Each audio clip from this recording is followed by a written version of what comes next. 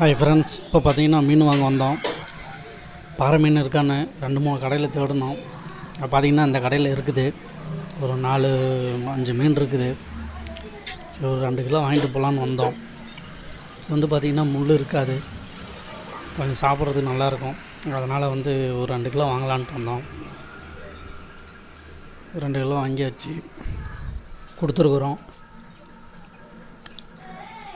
சுத்தம் பண்ணி கொடுத்தாங்கன்னா வீட்டுக்கு போய் சில்லி வச்சு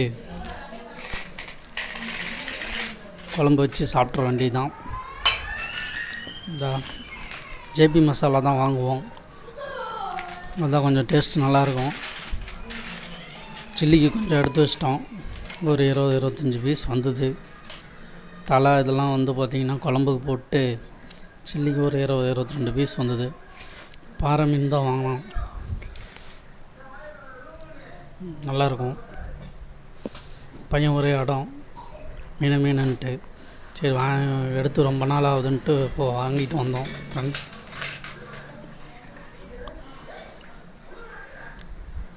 யார் இந்த பாறை மீனை விரும்பி சாப்பிட்றீங்களோ கமெண்ட் பண்ணுங்க பார்க்கலாம். ஏன்னா எங்களுக்கு ரொம்ப பிடிக்கும் இந்த பாறை மீன். இந்த எடுத்து வச்சுக்கிறோம் பாருங்கள். இது வந்து குழம்புக்கு தலை ஒரு வால் பீஸ் 4 போட்டிருக்குது. போட்டு பெரட்டி எடுத்து வச்சு சில்லி போட்டு சாப்பிடலாம். இன்றைக்கி ஒரு பிடிச்சிடலாம் எப்படி இருக்குன்னு. நான் கிட்டத்தட்ட 1.5 மாதத்துக்கு மேலே ஆகுது சாப்பிட்டு. பையன் ரொம்பவே கேட்டுக்கிட்டே இருந்தான், அதனால் இன்றைக்கி எடுத்தாச்சு.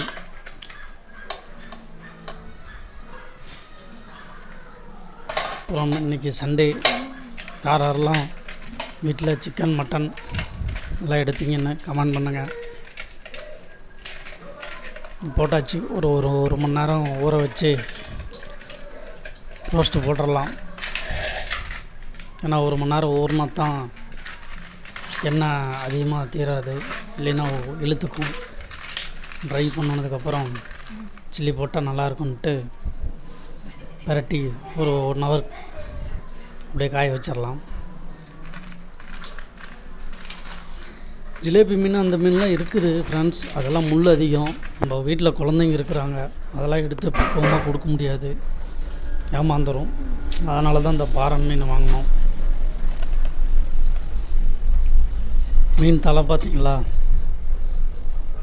நாங்கள் வந்து கட் பண்ண மாட்டோம், 2 அப்படியே தலையை முழுசாக போட்டுருவோம்.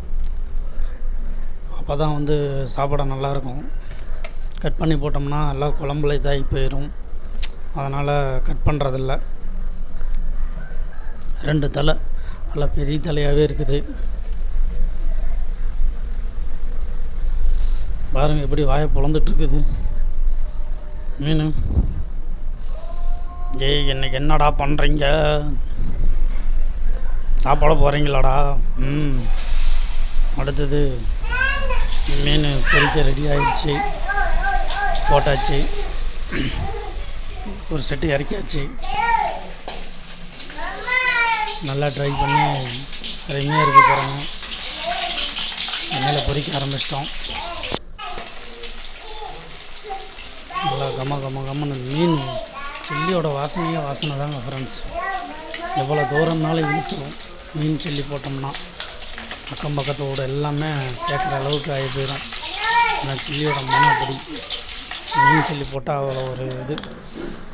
தட்டில் போட்டாச்சு, சாம்பிள் பார்த்தாச்சு. வேலையை ஸ்டார்ட் பண்ணிட்டான். நாமளும் ஸ்டார்ட் பண்ணியாச்சு.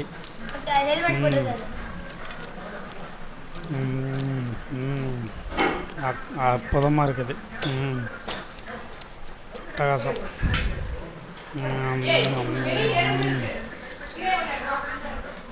நல்லா இருக்குது ஃப்ரெண்ட்ஸ்.